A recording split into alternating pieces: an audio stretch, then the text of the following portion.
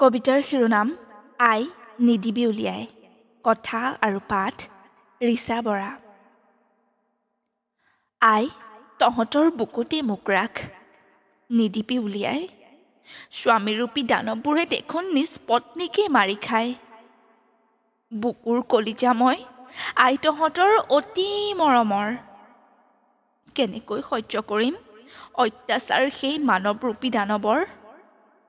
পাৰিবি জানো দিব দামী দামী যৌতুক, নহ'লে যে তোৰ জীয়াৰীৰ গাত পৰিব লাঠিৰ কোব।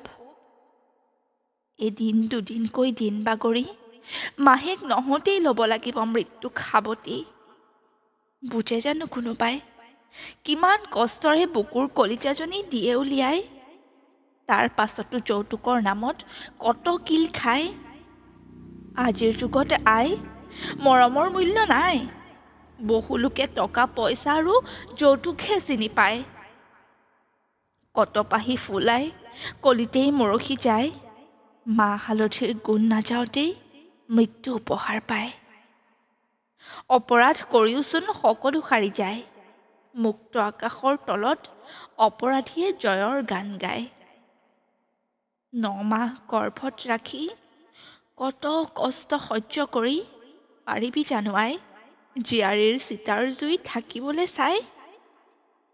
আই মোক নিদিবি উলিয়াই, বুকুৰ কলিজা মই কাষতে ৰাখি থ। যিকেইদিন জীয়াই আছ শান্তিৰ উশাহ ল। ধন্যবাদ।